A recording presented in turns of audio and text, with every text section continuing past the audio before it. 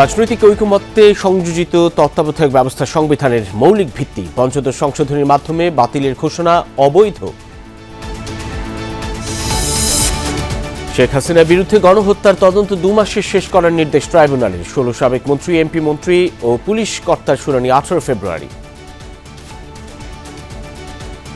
শেখ হাসিনার বিরুদ্ধে গণহত্যা এবং গুম সংক্রান্ত যে অপরাধ সেগুলোকে মিলিয়ে তদন্ত রিপোর্ট দাখিল করতে হবে। সেই ব্যাপারে আমরা সময় চেয়েছি, আদালত 2 মাস সময় দিয়েছে। বিডিআর হত্যাকাণ্ডের পুনঃ তদন্তে 5 কার্যদিবসের মধ্যে গঠন করা হবে কমিটি, জানালেন স্বরাষ্ট্র উপদেষ্টা। সদস্য থাকবেন 5 থেকে 9 জন। আগামী 5 কার্যদিবসের মধ্যেই একটি তদন্ত কমিটি গঠন করা হবে। সদস্যের সংখ্যাটা এখনো আমরা যেহেতু নিরূপণ করি নাই, এটা 5 জন হইতে পারে, 7 জন হইতে পারে। ভারতের সাথে নতজানু পররাষ্ট্রনীতি চলবে না, ন্যায্যতার ভিত্তিতে হবে সম্পর্ক, সাফ জানালেন তথ্য উপদেষ্টা। বললেন, আওয়ামী লীগের এজেন্ডা বাস্তবায়ন করছে ভারতীয় মিডিয়া। ভবিষ্যৎ বাংলাদেশ নতজানু পররাষ্ট্রনীতি রাখবে না এবং তারা সমতা, ন্যায্যতা এবং মর্যাদার ভিত্তিতেই যে কোনো রাষ্ট্রের সাথে সম্পর্ক করবে। অনিয়ম করে ইউসিবিএল এর প্রায় 2000 কোটি টাকা লোপাট। সাবেক ভূমিমন্ত্রী সাইফুজ্জামানের দুর্নীতি তদন্তেও দুদককে বর্তমান পরিষদের চিঠি। 90 বছরের মধ্যে সবচেয়ে ভয়াবহ ঘূর্ণিঝড়ে বিপর্যস্ত ফ্রান্সের মায়ো দ্বীপপুঞ্জ। আশঙ্কা হাজার ছাড়াতে পারে প্রাণহানি, 14 জনের মরদেহ উদ্ধার। হাইকোর্ট প্রাঙ্গণে পঞ্চদশ সংশোধনী অবৈধ ঘোষণা করে দেয়া রায়ের বিষয়ে ব্রিফ করছেন বদিউল আলম মজুমদার। সরাসরি যাচ্ছি তার ব্রিফিংয়ে। এবং আপনাদের সকলের জন্য, কারণ আপনারা ভূমিকা পালন করেছেন। গণতান্ত্রিক ব্যবস্থা ফিরে আসলো এটা বলা যাবে না। গণতান্ত্রিক ব্যবস্থা ফিরে আসার একটা গুরুত্বপূর্ণ দ্বার উন্মোচিত হলো। এটা নির্ভর করবে ভবিষ্যতে আমরা কিভাবে আচরণ করি। গণতন্ত্র ফিরে আসা মানে কি? এটা পরিবর্তন। গণতান্ত্রিক উত্তরণ মানে পরিবর্তন। আমরা সকলে যদি আমাদের আচরণে পরিবর্তন আনি, আমাদের রাজনীতিবিদরা যদি তাদের আচরণে পরিবর্তন আনে, আমরা যদি আমাদের করণীয় করি, তাহলেই গণতন্ত্র ফিরে আসবে, আর তা না হলে ফিরে আসবে না। আর আপনাদেরকে যে জিনিসটা আমাকে সহায়তা করেছে এবং আপনারাও এই ব্যাপারে সহায়তা করেছেন। আমি যে বইটা লিখেছি, এই বইটাতে কিন্তু পুরো ইতিহাস আছে। এই যে আর্গুমেন্টগুলো উনি ব্যবহার করেছেন, এগুলো সবগুলোই আছে। আপনাদের রিপোর্টিংয়ে কাজে লাগবে এটা। অনেক ধন্যবাদ। আমরা চলে যাই।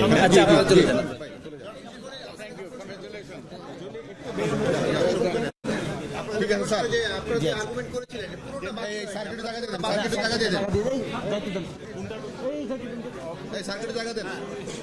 আপনি জাজমেন্টটা পুরোটা বলেন, তারপরে পর্যবেক্ষণগুলো বলেন, তারপরে আমরা দেখছিলাম কথা বলছিলেন পঞ্চদশ সংশোধনী অবৈধ ঘোষণা করে দেওয়া রায়ের বিষয়ে বদিউল আলম মজুমদার, যিনি নির্বাচন কমিশন সংস্কার সংক্রান্ত গঠিত কমিশন প্রধানও এবং সেই সঙ্গে সুজন অর্থাৎ সুশাসনের জন্য নাগরিক তার সম্পাদকও। এখন এই মুহূর্তে কথা বলছেন আইনজীবী শিশির মনির, তার বক্তব্যে যাচ্ছে। পরিবর্ধন পরিমার্জন করা হয়েছিল, তার কিছু অংশ তিনি রেখে দিয়েছেন, কিছু অংশ বাতিল ঘোষণা করেছেন, আর কিছু জিনিস পরবর্তী সংসদের উপর ছেড়ে দিয়েছেন। তার মধ্যে যে সমস্ত জিনিস তিনি সংরক্ষণ করেছেন, তার মধ্যে একটি হলো সুপ্রিম জুডিশিয়াল কাউন্সিল, আরেকটি সংরক্ষণ করেছেন যেটি হলো পরিবেশগত বায়োডাইভার্সিটির প্রিন্সিপাল, আরেকটি সংরক্ষণ করেছেন যেটি হলো ক্ষুদ্র নৃগোষ্ঠীকে প্রোটেকশন দেওয়ার জন্য রাষ্ট্রের যে পলিসি। এছাড়া যেগুলোকে তিনি বাতিল ঘোষণা করেছেন, তার মধ্যে প্রধানতম হলো নির্দলীয় নিরপেক্ষ তত্ত্বাবধায়ক সরকার ব্যবস্থা বাতিল করে দিয়েছিলেন, তিনি এটিকে রেস্টোর করেছেন। দ্বিতীয়ত, গণভোটের বিধানকে বাতিল করে দেওয়া হয়েছিল, সেটিকেও আজকে রেস্টোর করা হলো। তারপরে কনস্টিটিউশনের 7 ক এবং 7 খ, যার মাধ্যমে সংবিধানের কিছু বিধানকে অপরিবর্তনীয় করে ফেলা হয়েছিল এবং সেগুলোকে তিনি বলেছেন এটি কখনোই গ্রহণযোগ্য না, এটাকে বাতিল করেছেন। 7BA অংশ হিসেবে তিনি একটি বাতিল করেছেন, সেটি হলো তিনি বলছেন যে কনস্টিটিউশনে একটি বিধান যোগ করা হয়েছিল যেটা সাংবিধানিক রাষ্ট্রদ্রোহিতা নামে, সেই অংশগুলোকেও বাদ করে দিয়েছেন। আর একই সাথে তিনি বলেছেন যে সংবিধানের 44 অনুচ্ছেদে 44-এর 2 অনুচ্ছেদে হাইকোর্টের সমান্তরালভাবে নিম্ন আদালতে কিন্তু জুরিসডিকশন দিয়ে দেওয়া হয়েছিল। তিনি বলেছেন এইটাও সম্ভব নয়, কারণ এটা বেসিক স্ট্রাকচার ডক্ট্রিনের সঙ্গে সামঞ্জস্যপূর্ণ নয়, এই জন্য তিনি এটাকেও বাদ করে দিয়েছেন। এর বাইরে যে সমস্ত বিধান সংবিধানে অ্যাড করা হয়েছিল পঞ্চদশ সংশোধনীর মাধ্যমে, এগুলোকে আদালত বলেছেন পরবর্তীতে নির্বাচিত পার্লামেন্ট এসে যে অংশগুলোকে ভালো মনে করবে সেগুলোকে রাখবে, যে অংশগুলোকে ভালো মনে করবে না পার্লামেন্টের উপর ছেড়ে দিয়েছেন। এই 3 তরফার রায় আজকে ঘোষণা হয়েছে। এর মূল কথা কি বলেন? উনি বলেছেন জনগণকে, ওনার দেখলাম যে পুরো রায়ের মধ্যে উনি জনগণকে সর্বোচ্চ পর্যায়ে রেখেছেন। হ্যাঁ, উনি বলেছেন আমাদের কনস্টিটিউশনের মূল প্রিন্সিপাল হলো we, not I, we the people, পিপলের ইচ্ছাই সর্বোচ্চ ইচ্ছা। আর্টিকেল 7 বলা আছে যে জনগণই হলো উইল অফ দি এক্সপ্রেশন, যে জনগণের এক্সপ্রেশন যেটা হবে এটাই সর্বোচ্চ আইন। এবং তিনি বলছেন এই জন্য পার্লামেন্ট প্রয়োজন হয়। আমাদের কনস্টিটিউশনে আইয়ের কোনো বিধান নাই, বিধান হলো উই, আমরা জনগণ। বলেছেন যে পঞ্চদশ সংশোধনের মাধ্যমে মৌলিক কাঠামোটাকে ধ্বংস করে দেওয়া হবে। হ্যাঁ, উনি বলছেন যে কনস্টিটিউশনে বেসিক স্ট্রাকচার ডক্ট্রিন নামে একটা ডক্ট্রিন আছে। বেসিক স্ট্রাকচার ডক্ট্রিন হলো এমন ডক্ট্রিন যেগুলোকে পার্লামেন্ট চাইলেও কিছু বিষয়কে সংশোধন করতে পারবে না, পরিবর্তন করতে পারবে না। তিনি বলেছেন পঞ্চদশ সংশোধনীর মাধ্যমে এমন কিছু পরিবর্তন আনা হয়েছে যেখানে সংবিধানের যে ফেব্রিক, এই ফেব্রিককে নষ্ট করে দেওয়া হয়েছে। যেমন বলা হয়েছে এখানে যে 7-এর কতে 7-এর খতে যে এগুলো কোথাও চ্যালেঞ্জ করা যাবে না। তিনি বলছেন যে যদি সুপ্রিমেসি অফ দ্য কনস্টিটিউশন, দেশের সার্বভৌমত্ব বিনষ্ট হয়, তাহলে অবশ্যই এগুলোকে আদালতে প্রশ্ন উত্থাপন করা যাবে। এবং supreme court is the guardian of the constitution. Supreme কোর্টের দায়িত্ব হলো সংবিধান ব্যাখ্যা দেওয়া। পার্লামেন্টও যদি বলে যে সুপ্রিম কোর্ট ব্যাখ্যা দিতে পারবে না, তাহলে এটাও গ্রহণযোগ্য হবে না। এক্ষেত্রে তিনি বলছেন বেসিক স্ট্রাকচার ডক্ট্রিনকে ভায়োলেট করা হয়েছে, উইল অফ দ্য পিপলকে নেগেট করা হয়েছে। সবচাইতে ইম্পর্টেন্ট কথা বলছেন, গণতন্ত্র হলো আমাদের সংবিধানের মৌলিক কাঠামো, আর কেয়ারটেকার গভর্নমেন্ট বলছেন সংবিধানের মৌলিক কাঠামোতে রূপান্তরিত হয়েছে। কেন? কারণ কেয়ারটেকার গভর্নমেন্ট ছাড়া ফ্রি, ফেয়ার, ইম্পার্শিয়াল ইলেকশন করা যায় না। আর যেহেতু ফ্রি, ফেয়ার, ইম্পার্শিয়াল ইলেকশন করা যায় না, ডেমোক্রেসি এনশিওর করা যায় না। এই জন্য তিনি বলছেন caretaker government system is a basic structure of the constitution. 44 অনুচ্ছেদের 2 যেটা বলেছেন সেটাকে বাতিল করেছেন। 44-এর 1 কিন্তু বহাল আছে। 2-তে বলেছেন যে হাইকোর্টের কিছু পাওয়ার নিম্ন আদালতকে দেওয়া যাবে। তিনি বলছেন যে এটা সম্ভব নয়, কনস্টিটিউশনাল স্কিমে এটাকে অ্যালাউ করা হয় না। আর সর্বশেষ যে কথা বলেছেন, লাস্ট যে 3টি ইলেকশন হয়েছে, অবজারভেশনে বলেছেন এই 3টি ইলেকশনের মাধ্যমে ইলেকশন প্রসেসে মানুষের কনফিডেন্স, আত্মবিশ্বাস, আস্থা সবকিছু হারিয়ে গেছে। শুনছিলাম আইনজীবী শিশির মনিরের বক্তব্য, যে বক্তব্যের মধ্য দিয়ে স্পষ্ট হয়েছে হাইকোর্টে দেওয়া রায়ের প্রসঙ্গে, অর্থাৎ ফিরে এলো তত্ত্বাবধায়ক সরকার ব্যবস্থা, গণভোটও সেই সঙ্গে ফিরে এলো এবং কিছু পর্যবেক্ষণ রয়েছে। এর আগে মূলত এই সব বিষয়ে সংবিধানের পঞ্চদশ সংশোধনী অবৈধ ঘোষণা করে রায় দিয়েছেন হাইকোর্ট। আজ বাতিল প্রশ্নে বিচারপতি ফারাহ মাহবুব ও বিচারপতি দেবাশিস রায় চৌধুরীর হাইকোর্ট বেঞ্চ এই রায় দেন। পর্যবেক্ষণে বলা হয় পঞ্চদশ সংশোধনীর মাধ্যমে সংবিধানের মৌলিক কাঠামো ধ্বংস করা হয়। হাইকোর্টের পর্যবেক্ষণে আরও বলা হয় সংবিধানের মূল সৌন্দর্য হল জনগণের ক্ষমতায়ন। জানান তত্ত্বাবধায়ক সরকার রাজনৈতিক ঐক্যমতের ভিত্তিতে হয়েছিল, এজন্য এটি সংবিধানের মৌলিক ভিত্তি হয়ে গেছে। বলা হয় বেআইনিভাবে কেউ ক্ষমতা গ্রহণ করলে রাষ্ট্রদ্রোহের অভিযোগ আনা সংবিধানের সঙ্গে সাংঘর্ষিক। পর্যবেক্ষণে আরও বলা হয় সুষ্ঠু ও গ্রহণযোগ্য নির্বাচনই পারে গণতন্ত্র প্রতিষ্ঠা করতে। গেল 5 ডিসেম্বর এই মর্মে জারিকৃত রুলের রায়ের জন্য আজকের দিন ধার্য করেন হাইকোর্ট। এর আগে দীর্ঘ 23 কার্যদিবস হয় শুনানি। এতে তত্ত্বাবধায়ক সরকার ব্যবস্থা ফিরে আসার পাশাপাশি গণতন্ত্র পুনরুদ্ধার হবে, এমনটি ছিল আইনজীবীদের প্রত্যাশা। গণহত্যার দায়ে সাবেক প্রধানমন্ত্রী শেখ হাসিনার তদন্ত শেষ করতে 2 মাস সময় দিয়েছেন আন্তর্জাতিক অপরাধ ট্রাইব্যুনাল। পরবর্তী শুনানি 18 ফেব্রুয়ারি। তাছাড়া আওয়ামী লীগ সরকারের 12 মন্ত্রী, 2 উপদেষ্টা সহ 16 জনের বিরুদ্ধে তদন্ত শেষ করতেও দেওয়া হয়েছে আরও 2 মাস। সকালে এই আদেশ দেন আন্তর্জাতিক অপরাধ ট্রাইব্যুনাল। তাদের বিরুদ্ধে হওয়া মামলার তদন্ত প্রতিবেদন দাখিলের দিন ধার্য রয়েছে। সকালেই হাজির করা হয় সাবেক মন্ত্রী আনিসুল হক, ফারুক খান, ওয়ার্কার্স পার্টির রাশেদ খান মেনন, জাসদের হাসানুল হক ইনু, সাবেক মন্ত্রী আব্দুর রাজ্জাক, কামাল আহমেদ মজুমদার, আমির হোসেন আমু ও অ্যাডভোকেট কামরুল ইসলাম এবং গোলাম দস্তগীর গাজীকে। এছাড়া দীপুমণি, জুনায়েদ আহমেদ পলক, সালমান এফ রহমান ও শাহজাহান খানকেও হাজির করা হয়েছে ট্রাইব্যুনালে। দেশের বিভিন্ন কারাগার থেকে ট্রাইব্যুনালে হাজির করাদের মধ্যে ছিলেন শেখ হাসিনার সাবেক উপদেষ্টা তৌফিক ইলাহি চৌধুরী, অবসরপ্রাপ্ত বিচারপতি শামসুদ্দিন চৌধুরী মানিক, সাবেক সচিব জাহাঙ্গীর হোসেন।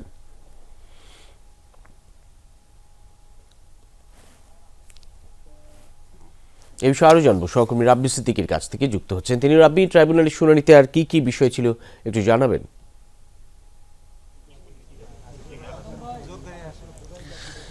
আজকে অনেকটাই বিমর্ষ ছিল। আমি একটু দেখাতে চাই যে সালমান এফ রহমান আসামিদেরকে নিয়ে যাওয়া হচ্ছে কারাগারে, একটু দেখাই তারপরে আবার আসি।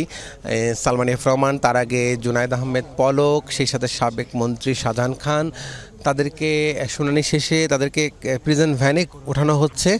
এবং এখানে আপনি জানেন যে যাদেরকে নিয়ে আসা হয়েছে 10 মন্ত্রী সাবেক, এবং সেই সাথে এখানে একজন সাবেক বিচারপতি আছেন, সচিব আছেন 2 জন, এবং তাদের এই 16 জনকে সকালে ঠিক 11টার মধ্যেই 3টি কারাগার, গাজীপুর, কেরানীগঞ্জ এবং নারায়ণগঞ্জ, এই 3 কারাগার থেকে তাদেরকে এখানে হাজির করা হয়। এবং এরই মধ্যে আপনি বলেছেন যে প্রসিকিউশন তারা সময় নিয়েছেন খুব পুঙ্খানুপুঙ্খ তদন্তের জন্য, যেহেতু এই যে অভিযোগের তদন্ত চলছে, আসলে সারা দেশের এই অভিযোগে আক্রান্ত আছেন, বহু মানুষ মারা গেছেন, হতাহত আছেন।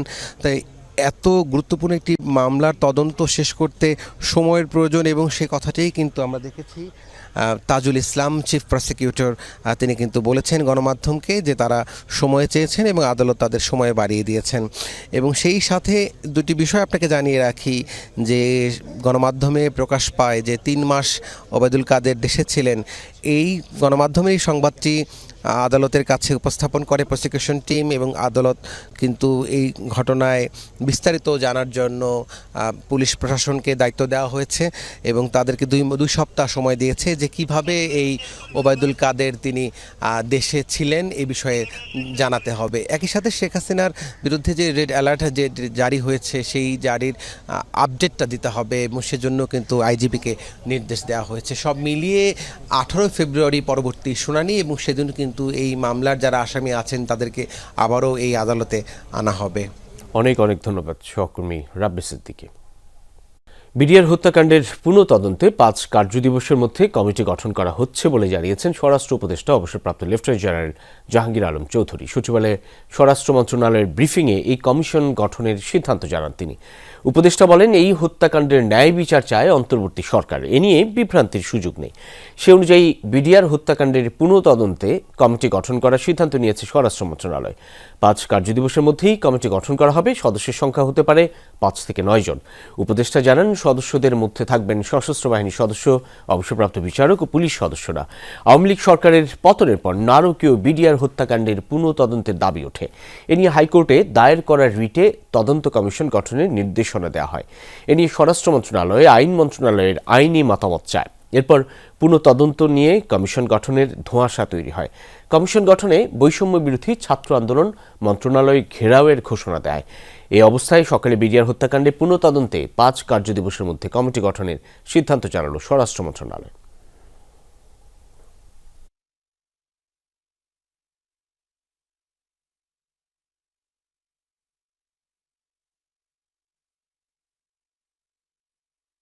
বিডিআর হত্যাকাণ্ডের ন্যায় বিচার নিশ্চিতকরণে আগামী 5 কার্যদিবসের মধ্যে একটি তদন্ত কমিটি গঠন করা হবে। এই কমিটিতে থাকবেন অবসরপ্রাপ্ত বিচারক, সিভিল সার্ভিস, সশস্ত্র বাহিনী ও পুলিশের অবসরপ্রাপ্তদের নিয়ে গঠিত করা হইবে। সেগুনবাগিচায় ঢাকা বিভাগীয় আইন শৃঙ্খলা রক্ষা কমিটির সভা চলছে। সভায় অংশ নিয়েছেন স্বরাষ্ট্র উপদেষ্টা। এ বিষয়ে আরও জানবো সহকর্মী আকলাকুস সাফার কাছ থেকে। সাফা, এই মুহূর্তে সভায় ঠিক আলোচনার ইস্যু কি একটু জানাবেন?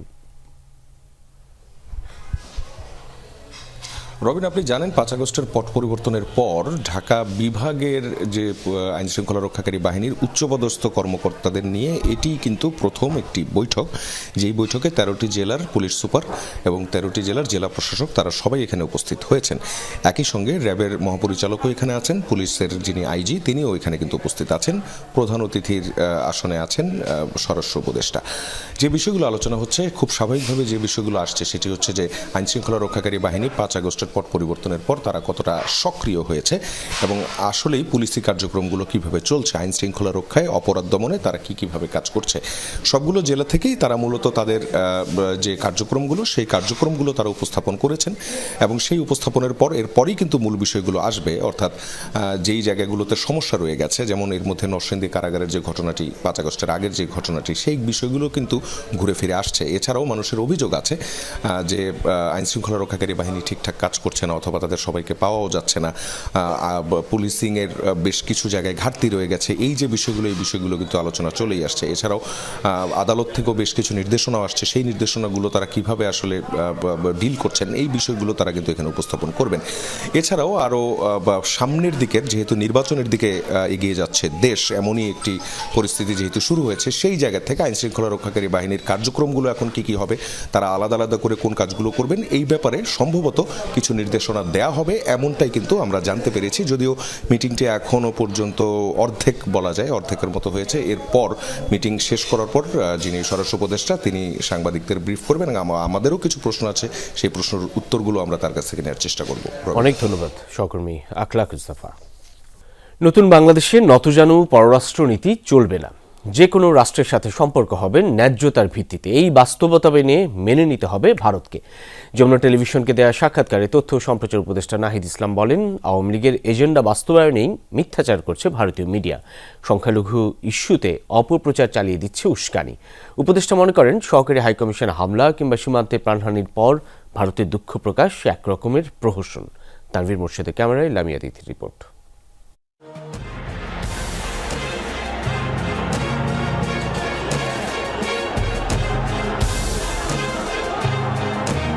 বাংলাদেশ 2.0 জুলাই অভ্যুত্থানের পর নতুন বাংলাদেশ নিয়ে নতুন প্রত্যাশা আছে, নানান সমীকরণ। নতুন বাস্তবতায় বাংলাদেশ ভারত সম্পর্ক কেমনভাবে এগোবে তা জানতে তথ্য ও সম্প্রচার উপদেষ্টা নাহিদ ইসলামের সাথে যমুনার আলাপ। ইন্ডিয়ান মিডিয়াতে বিবৃতি দিয়ে তাদের জনগণকে উত্তেজিত করে এই জিনিসটা তো পরিকল্পিতভাবে এতদিন ধরে করা হচ্ছে, এটা তো সরকারের নজর এড়ানোর কিছু নাই। এই তরুণ উপদেষ্টা জানালেন, ভারতের সাথে সম্পর্কের টানাপোড়েন কিভাবে দেখছেন তিনি। আমরা দেখেছি যে এক ধরনের নতজানু পররাষ্ট্রনীতি বাংলাদেশের ছিল। ভারতের সাথে অনেক অসম চুক্তি বাংলাদেশ বিগত সরকার করেছে। তো আমরা তো বলেছি যে বর্তমান সরকার এবং ভবিষ্যৎ বাংলাদেশ এই ধরনের নতজানু পররাষ্ট্রনীতি রাখবে না এবং তারা সমতা, ন্যায্যতা এবং মর্যাদার ভিত্তিতেই যে কোনো রাষ্ট্রের সাথে সম্পর্ক করবে। ভারতকেও এই বাংলাদেশের নতুন বাস্তবতা আসলে মেনে নিতে হবে। জঘন্য, লজ্জাজনক পরিস্থিতি তৈরি করা হচ্ছে ওপার বাংলায়।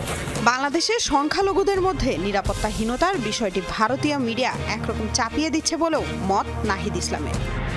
ভারতীয় মিডিয়া এটা তৈরি করার চেষ্টা করছে, আমার দেশের যে সংখ্যালঘু সম্প্রদায়কে এই অনাস্থা তারা তৈরি করার চেষ্টা করছে।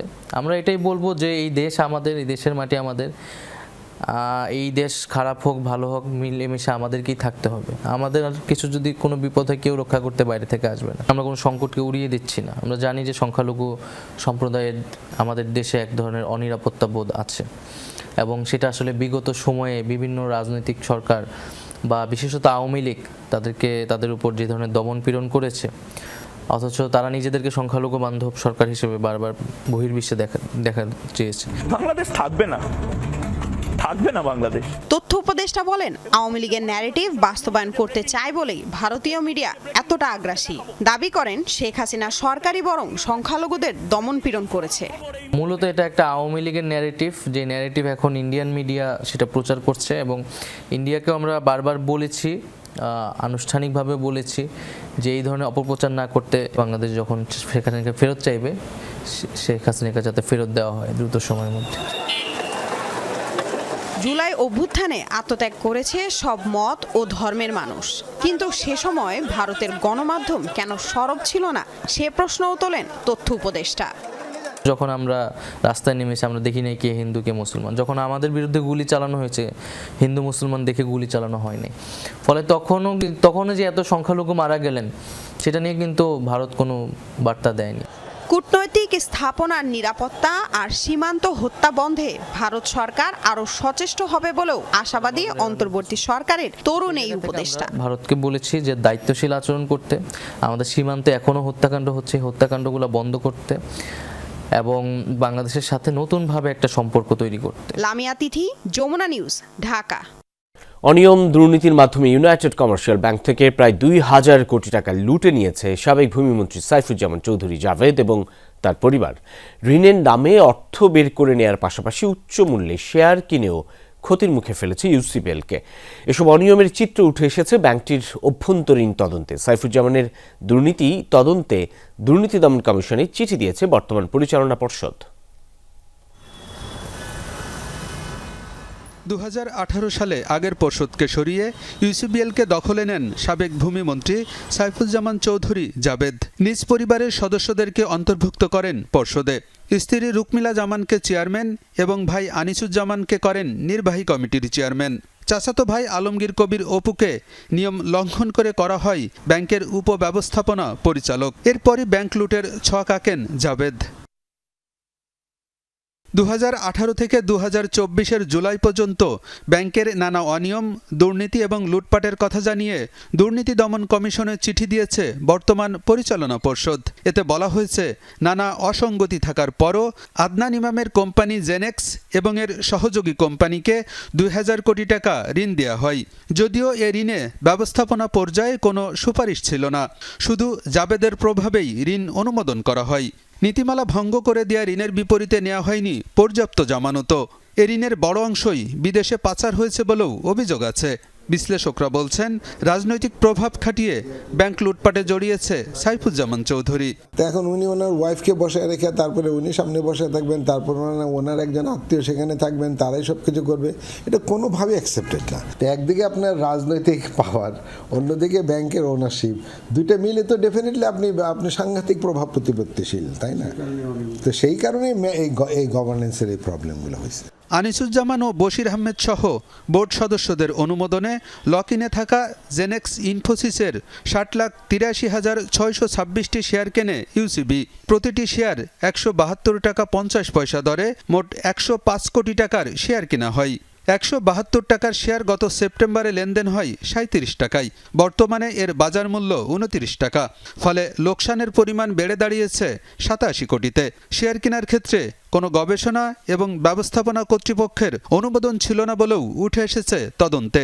ব্যাংক তো হচ্ছে ডিপোজিট নেবে, লেন্ডিং করবে। এখন যদি সেই ইনভেস্টমেন্টও করতে যায় তো ডেফিনেটলি ইনভেস্টমেন্ট অ্যানালাইসিস তো তাকে করতে হবে, যে কোন শেয়ারটা আপনি কিনছেন, এটা ক্রয়যোগ্য কিনা, এটার দাম বাড়বে কিনা বা দাম কমবে কিনা, এটার ভিতরে কন্টেন্ট আছে কিনা, এটার পিছনের লোক কারা, এগুলো তো দেখতে হবে। ওদের মধ্যে একটা কি বলে ইল মোটিভ কাজ করছে, একটা ইল যোগসাজশ ছিল। সাবেক ভূমিমন্ত্রী সাইফুজ্জামান চৌধুরী এবং তার পরিবারের ব্যাংক লুটপাটের বিরুদ্ধে ব্যবস্থা নিতে দুর্নীতি দমন কমিশনে চিঠি দিয়েছে বর্তমান পরিচালনা পর্ষদ, যা খতিয়ে দেখছে দুদক। ইউসিবি ব্যাংকের অনিয়ম খতিয়ে দেখার কথা জানিয়েছে বাংলাদেশ ব্যাংকও। এই অনিয়মের বিভাগগুলো যাদের দেখার কথা তারা নিশ্চয়ই এই ব্যাংকের এই কেসটার বিষয়ে তারা কাজ শুরু করবে, বিশেষ করে যারা FICSD-তে আছে, অর্থাৎ ফাইন্যান্সিয়াল ইন্টিগ্রিটি কাস্টমার সার্ভিস ডিপার্টমেন্টে, যারা পরিদর্শন বিভাগে আছে, যারা অফসাইট সুপারভিশন ডিপার্টমেন্ট দেখছে, তারা কিন্তু এই ক্ষেত্রে তাদের কার্যকরী ব্যবস্থা গ্রহণ করবার কথা। আলমগীর হোসেন, যমুনা নিউজ, ঢাকা। ভারত মুক্তিযুদ্ধের ইতিহাসকে অন্যভাবে দেখে, সেটা তাদের ব্যাপার, কিন্তু বিশ্ববাসী জানে এটা শুধু বাংলাদেশের বিজয়। এমনটাই বলেছেন নৌ পরিবহন উপদেষ্টা অবসরপ্রাপ্ত brigadier general doctor Sakhawat Hossain. সকালে সিলেট মেরিন একাডেমির কুচকাওয়াজ অনুষ্ঠানে ভারতের প্রধানমন্ত্রীর টুইট প্রসঙ্গে এই মন্তব্য করেন তিনি। বলেন, নরেন্দ্র মোদী তার মতো করে বলেছেন, তার এমন মন্তব্যে মুক্তিযোদ্ধারা যারা এখনও বেঁচে আছেন তারা আহত হয়েছেন। এর আগে সিলেট মেরিন একাডেমির মাঠে ক্যাডেটদের সালাম গ্রহণ করেন নৌ পরিবহন উপদেষ্টা।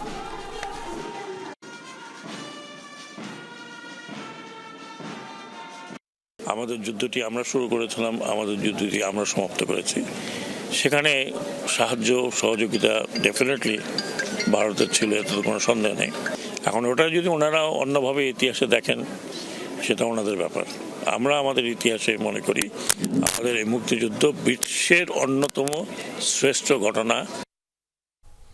প্রধান উপদেষ্টা জাতীয় নির্বাচনে একটি সম্ভাব্য সময়ের কথা বলেছেন, তবে দেশের স্থিতিশীলতা রক্ষায় আরও আগে নির্বাচন হওয়া জরুরি। এই মন্তব্য করেছেন বিএনপির প্রচার সম্পাদক, বিএনপি যুগ্ম মহাসচিব শহীদুদ্দিন চৌধুরী আইনি। সকালে রাজধানী ডিপ্লোমা ইঞ্জিনিয়ার্স ইনস্টিটিউশনে আয়োজিত বিএনপির রাষ্ট্র কাঠামো মেরামতের 31 দফা শীর্ষক কর্মশালায় এই কথা বলেন তিনি বলেন, ফ্যাসিবাদীরা এখনও ষড়যন্ত্র করছে, দেশে স্থিতিশীলতা রক্ষায় নির্বাচিত সরকার জরুরি।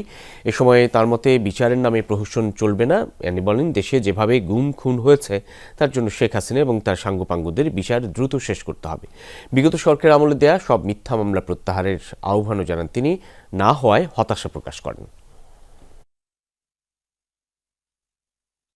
শহীদ রাষ্ট্রপতি জিয়া রহমানের 19 দফা যতটুকু পপুলার ছিল, জনপ্রিয় ছিল, আজকে 31 দফাকে সেইভাবে পপুলার করে নিয়ে এসে নতুন শাসন ব্যবস্থা, যেই শাসনের মধ্যে সুশাসন নিশ্চিত থাকবে, সেই শাসন ব্যবস্থা আমরা জনগণের জন্য দিতে চাই। এই যাত্রার সামনে যিনি আমাদেরকে সম্পূর্ণভাবে নেতৃত্ব দিচ্ছেন তিনি হলেন বিএনপির ভারপ্রাপ্ত চেয়ারম্যান জনাব তারেক রহমান। কয়েকজন টেবিলে বসে সংস্কার করা যায় না, জনগণের ম্যান্ডেট নিয়ে সংসদে পরিপূর্ণ সংস্কার করবে নির্বাচিত সরকার। এই মন্তব্য করেছেন বিএনপি স্থায়ী কমিটির সদস্য আমির খসরু মাহমুদ চৌধুরী। বিএনপির কাছ থেকে সংস্কার শিখতে হবে এমনটিও জানান তিনি। এবং সেই সঙ্গে দলের স্থায়ী কমিটির সদস্য ডক্টর AZM জাহিদ হোসেনও কথা বলেন। জুলাই আগস্টে গণঅভ্যুত্থানে আহতদের আর্থিক সহায়তায় এই আয়োজন করেছিল ডক্টরস অ্যাসোসিয়েশন অব বাংলাদেশ, ড্যাব। অনুষ্ঠানে এসব কথা বলেন বিএনপির জাতীয় স্থায়ী কমিটির সদস্য আমির খসরু মাহমুদ চৌধুরী। তিনি বলেন, রাজনীতিকদের উদ্দেশ্য খারাপ হলে কোনো সংস্কারই কাজে আসবে না। জানান, দলীয় 31 দফা বাস্তবায়নে বদ্ধপরিকর বিএনপি। আওয়ামী লীগ দেশকে ধ্বংস করার পরও যে বাংলাদেশ দাঁড়িয়ে আছে সেটি জিয়াউর রহমানের সার্বিক সংস্কারের ফসল, এমনটি দাবি করেন আমির খসরু মাহমুদ চৌধুরী। ডক্টর জাহিদ হোসেন জানান, জনগণের মালিকানা তাদের কাছে ফিরিয়ে দেওয়ার মাধ্যমে কাঙ্ক্ষিত লক্ষ্যে পৌঁছাতে চায় বিএনপি।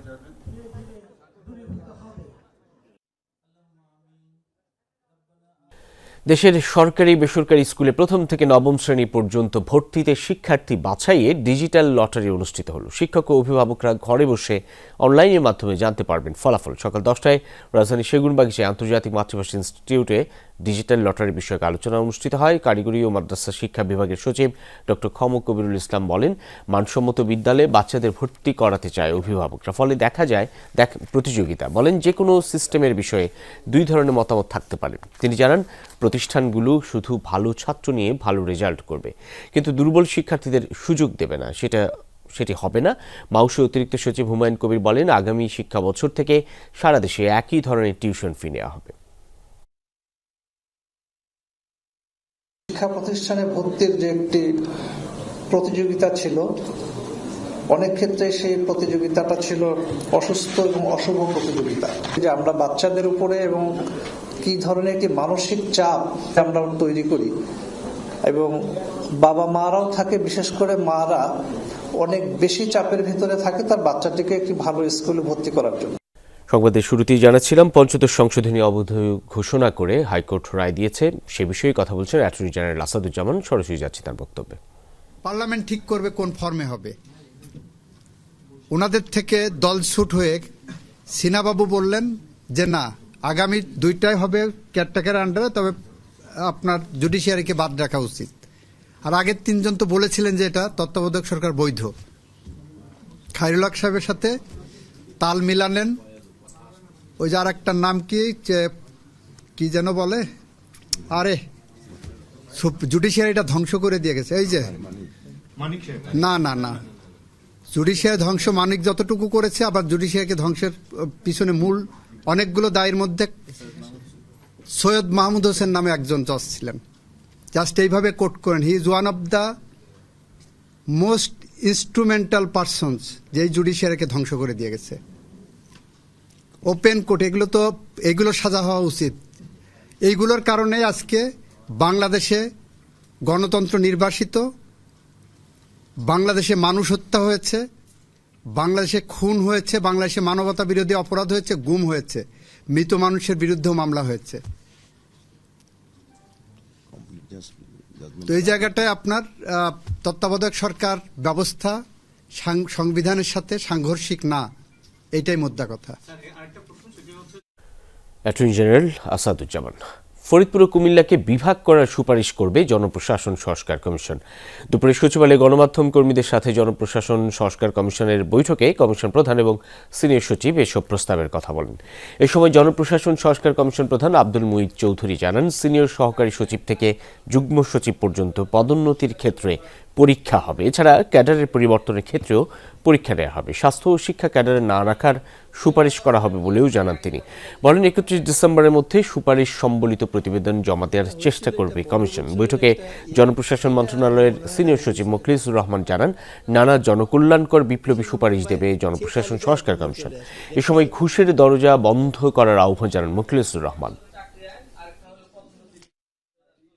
90 বছরের মধ্যে সবচেয়ে ভয়াবহ ঘূর্ণিঝড়ের তাণ্ডবে বিপর্যস্ত ফ্রান্স শাসিত মায়োতো দ্বীপপুঞ্জ। এখন পর্যন্ত 14 মরদেহ উদ্ধার করা হলেও আশঙ্কা করা হচ্ছে হাজার ছাড়িয়ে যেতে পারে প্রাণহানি।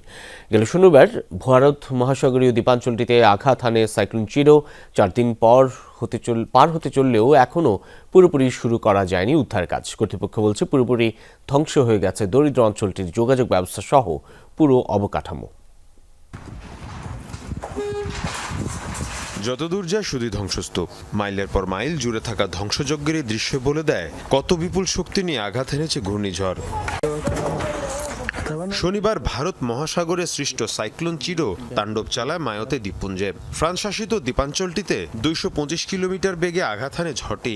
এর তাণ্ডবে ধ্বংস হয়ে গেছে পুরো অঞ্চলটির অবকাঠামো। বলতে গেলে কোনো স্থাপনায় আর অক্ষত নেই। দেখা দিয়েছে খাদ্য, পানি এবং আশ্রয়ের তীব্র সংকট। ঝড়ের তাণ্ডব এতটাই ভয়াবহ যে তাতে আশেপাশের কোনো কিছুই আর চেনার উপায় নেই। মনে হচ্ছে পুরো অঞ্চল যেন যুদ্ধ বিধ্বস্ত। 4 দিন পার হলেও এখনো পুরোপুরি শুরু করা যায়নি উদ্ধার তৎপরতা। দ্বীপটির জনসংখ্যার বেশিরভাগই মুসলিম। কর্তৃপক্ষের দাবি, যোগাযোগ ব্যবস্থা পুরোপুরি ভেঙে পড়ায় পূর্ণ গতিতে সম্ভব হচ্ছে না উদ্ধার কাজ। তবে এরই মধ্যে সেখানে পৌঁছেছে ফরাসি কর্তৃপক্ষ সহ আন্তর্জাতিক বিভিন্ন সংস্থা। মায়োতে পুরোপুরি বিধ্বস্ত হয়ে গেছে। বিশেষ করে অঞ্চলটি মুসলিম অধ্যুষিত হওয়ায় বড় চ্যালেঞ্জের মুখে পড়েছি আমরা, কারণ দ্রুত মরদেহগুলো দাফন করা প্রয়োজন। কিন্তু এমনভাবে যোগাযোগ ব্যবস্থা সেখানে ভেঙে পড়েছে যে দ্বীপের ভেতর প্রবেশ করাই কঠিন। মায়োতে দ্বীপপুঞ্জের আয়তন প্রায় 370 বর্গ কিলোমিটার। 1841 সালে মায়োতে দ্বীপপুঞ্জে উপনিবেশ গড়ে তোলে ফ্রান্স। এরপর থেকে ফ্রান্স শাসিত অঞ্চল মায়োতে। দ্বীপটির জনসংখ্যা প্রায় 3,20,000। এর মধ্যে 1 লাখের বেশি অনিবন্ধিত অভিবাসী। কর্তৃপক্ষ বলছে, এসব অভিবাসীরা ত্রাণ সহায়তা এবং পুনর্বাসনের ক্ষেত্রে বড় বাধা হতে পারেন। মীর মুশফিকা হাসান, যমুনা নিউজ। চোট কাটিয়ে এনসিএল টি-20-র তৃতীয় রাউন্ড দিয়ে মাঠে ফিরছেন মুশফিকুর রহিম ও তাহিদ হৃদয়। রোববার দীর্ঘক্ষণ নেটে ব্যাটিং করেছেন মুশফিক। চট্টগ্রামের বিপক্ষে ম্যাচ দিয়ে মাঠে ফিরতে যাচ্ছেন এই তারকা ব্যাটার। এদিকে অনুশীলনে দেখা না গেলেও রাজশাহীর জার্সিতে একই ম্যাচে মাঠে নামার কথা তাহিদ হৃদয়েরও। ক্যামেরার লেন্সে মুশফিকুর রহিম শনিবার রাতে সিলেট নেমে রোববার অনুশীলনে মিস্টার ডিপেন্ডেবল। প্রায় ঘণ্টাখানেক জিম সেশনের পর আউটার স্টেডিয়ামে এসে ছুঁয়ে দেখলেন উইকেটটা। রানের ফোয়ারা ছোটানো এই মাঠে মুশফিকও নিশ্চয়ই চাইবেন প্রত্যাবর্তনের মঞ্চটা রাঙাতে। এরপর লম্বা সময় ব্যাটিং অনুশীলন করেন রাজশাহীর এই ক্রিকেটার। চোট কাটিয়ে এনসিএল এর তৃতীয় রাউন্ড দিয়ে তিনি মাঠে ফিরছেন, সেই খবরটা ছড়িয়েছে আগেই। তার আগে নেটে নিজেকে ঝালিয়ে নিয়েছেন মুশফিক। এনসিএলে ঢাকা মেট্রোর কোচ মিজানুর রহমান বাবুলকে দেখতেই ছুটে আসেন কাছে। বিপিএলে ফরচুন বরিশালের একই দলে থাকবেন দুজন। তার আগে এদিন গুরু শিষ্যর আলাপটাও চলেছে বেশ কিছু সময়।